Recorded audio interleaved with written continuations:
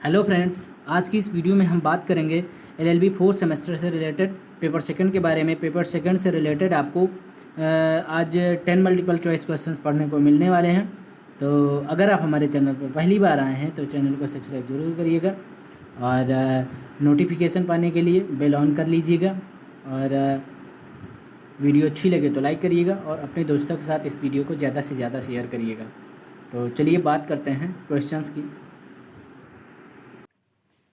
पहला क्वेश्चन कहता है, कोई न्यायालय केवल जुर्माने से दंडनीय अपराध का संज्ञान कितने परिसीमा काल की समाप्ति के पश्चात नहीं लेगा? ए ऑप्शन कह रहा है 2 माह, बी ऑप्शन में कहा गया है 3 माह, सी ऑप्शन में कहा है 90 दिन और डी ऑप्शन में कहा है 6 माह। तो यहां पर आपका डी ऑप्शन बिल्कुल सही होगा, 6 माह। ठीक है, कितने माह? 6 माह।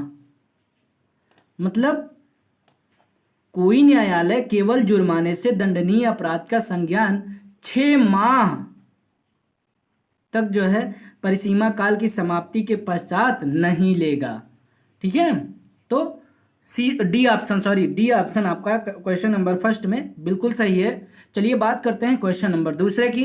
क्वेश्चन नंबर दूसरा क्या कहता है कि 3 वर्ष का परिसीमा काल निर्धारित है, डॉट डॉट यहाँ पर भरना है हमें। ठीक है, निर्धारित है से अनधिक की अवधि के लिए कारावास से दंडनीय अपराध के संज्ञान के लिए।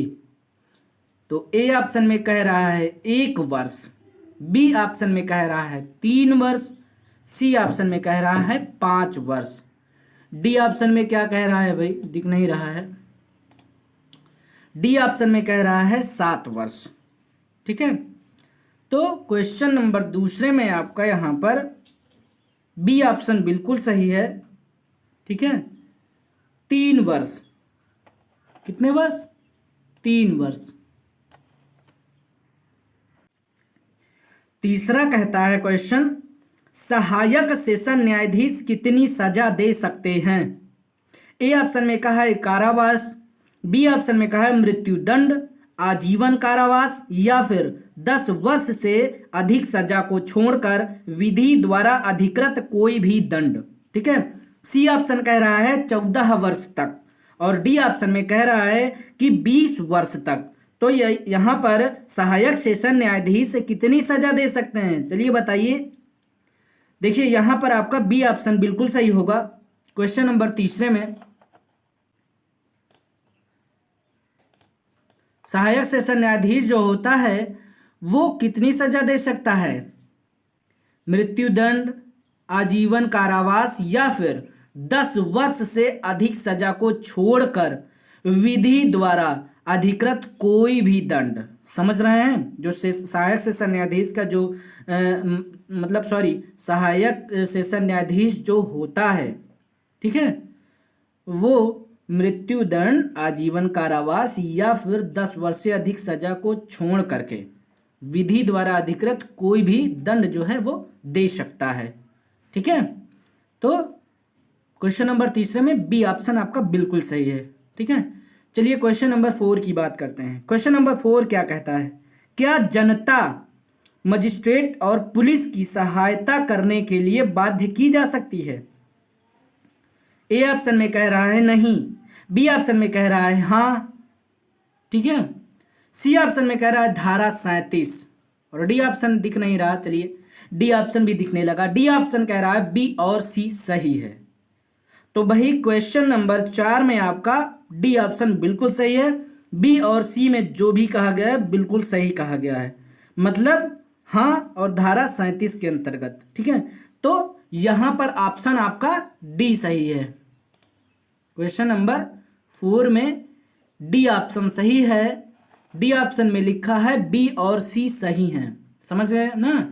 मतलब कि जनता जो है मजिस्ट्रेट और पुलिस की सहायता करने के लिए बाध्य की जा सकती है, तो हाँ और धारा 37 के अंतर्गत। ठीक है, तो क्वेश्चन नंबर 4 में डी ऑप्शन आपका बिल्कुल सही है। चलिए बात करते हैं क्वेश्चन नंबर 5 की।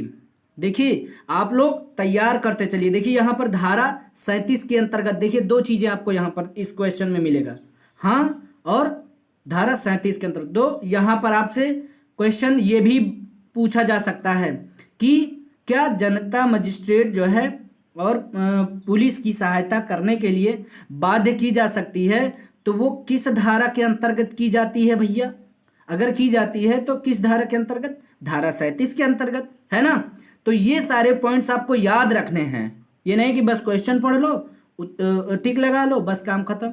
तो आपको ध्यान से क्वेश्चन भी पढ़ना है और उसका उत्तर भी, ठीक है, ताकि क्या पता यही क्वेश्चन ना रख के इससे थोड़ा सा रिलेटेड क्वेश्चन पूछ लिया जाए, जैसे मैंने अभी किया, धारा पूछ ली जाए उसमें, और जो कि धारा इसमें दी गई तो आपको याद रखना पड़ेगा, ठीक है।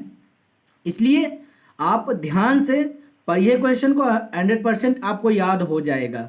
लेकिन आप रिवाइज भी करिए, जो चीज़ रिवाइज बीच बीच में हम लोग रिवाइज करते हैं वो चीज़ हमेशा याद हो जाती है, फिर हमेशा के लिए याद रहती है, ठीक है। इसलिए हमें रिवाइज भी करना है। और आप लोगों को बता दूं कि इसका टेस्ट भी होगा, ये भी जान लीजिए।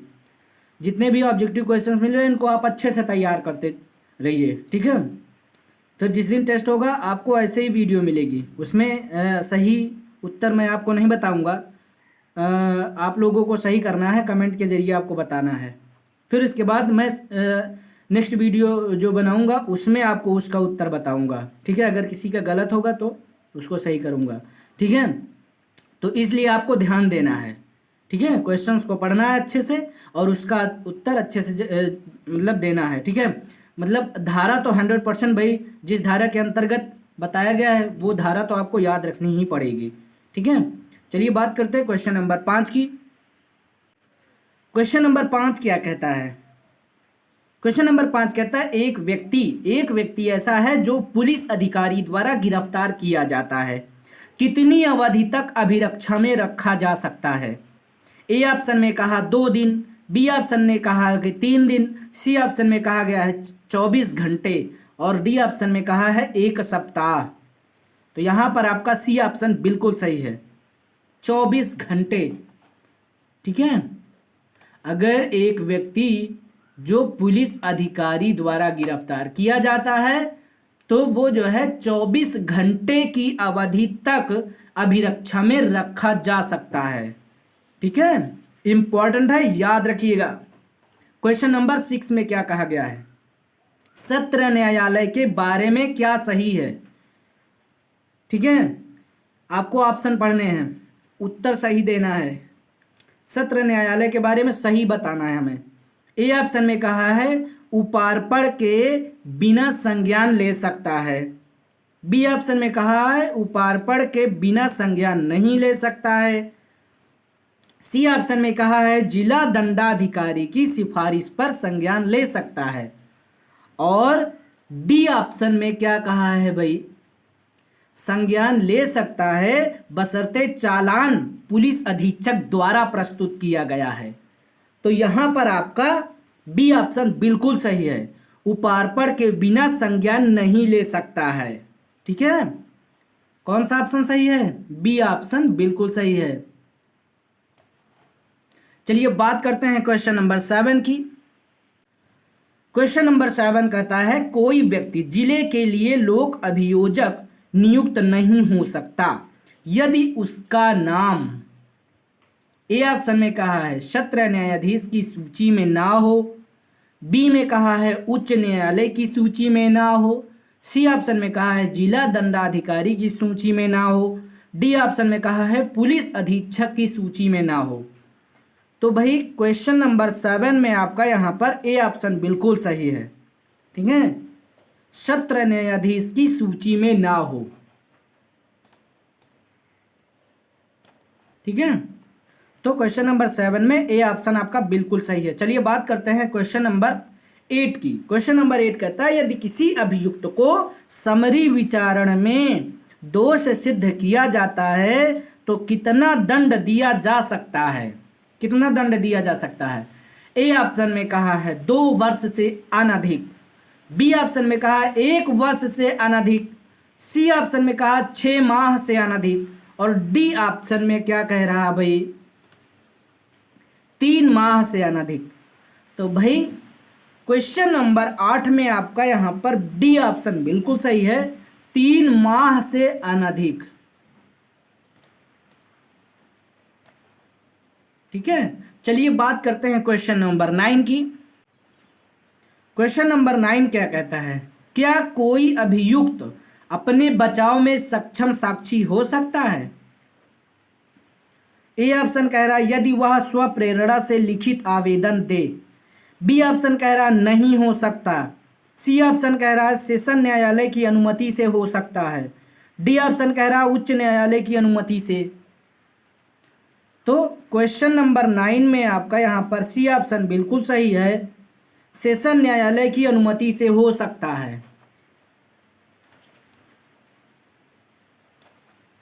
सेशन न्यायालय की अनुमति से हो सकता है।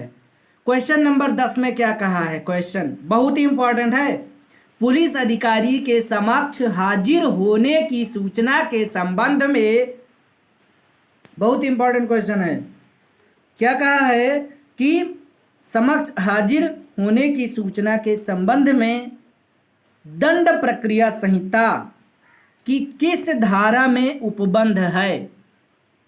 धारा पूछी गई है यहां पर। ठीक है, ए ऑप्शन कह रहा है 41 ए, बी ऑप्शन कह रहा है 41 बी, सी ऑप्शन कह रहा है 41 सी और डी ऑप्शन कह रहा है 41 डी। तो क्वेश्चन नंबर 10 में आपका यहां पर ए ऑप्शन बिल्कुल सही है, 41 ए, धारा 41 ए में ये उपबंध किया गया है कि पुलिस अधिकारी के समक्ष हाजिर होने की सूचना के संबंध में जो है दंड प्रक्रिया की संहिता धारा 41 ए में उपबंध किया गया है। ठीक है, तो यहां पर ए ऑप्शन आपका बिल्कुल सही है, 41 ए। ठीक है, तो आई होप कि आपको वीडियो पसंद आई होगी। वीडियो आप लोग लाइक नहीं करते, प्लीज आप लोग वीडियो को भी लाइक करिए, और पहली बार आए हैं आप चैनल पर हमारे तो चैनल को सब्सक्राइब जरूर करिए, और अपने मित्रों के साथ, अपने दोस्तों के साथ इस वीडियो को ज़्यादा से ज़्यादा शेयर करें, ताकि आपके दोस्त लोग भी जो है अच्छे से तैयारी कर सकें सीआरपीसी की। ठीक है, सेकंड पेपर की, और जैसे ही सीआरपीसी ख़त्म होता है मैं सीपीसी कंटिन्यू करूँगा। ठीक है, थर्ड पेपर जो है आपका। ठीक है, तो आप लोग इसको तैयार करें कायदे से। ठीक है, मैंने क्या कहा था कि और भी क्वेश्चंस बढ़ाऊंगा। ठीक है, तो थोड़ा सा समय नहीं मिल पाता है इसलिए, लेकिन अब आपको थोड़ा सा वीडियो बड़ी मिलेगी। ठीक है, तो वीडियो आप लोग पूरा देखा करिए, सारे क्वेश्चंस देखिए, सारे क्वेश्चंस तैयार करिए। ठीक है, जितने 10 कम से कम 10 ही क्वेश्चंस रहते हैं। ठीक है, तो उनको अच्छे से आप तैयार करिए। ठीक है, थोड़े क्वेश्चन रहते हैं तो उनको आप अच्छे से तैयार भी कर पाते हो। ठीक है, तो अब हम आपसे नेक्स्ट वीडियो में मिलेंगे, इतना आप तैयार करे रहिएगा। अब बहुत बहुत धन्यवाद दोस्तों।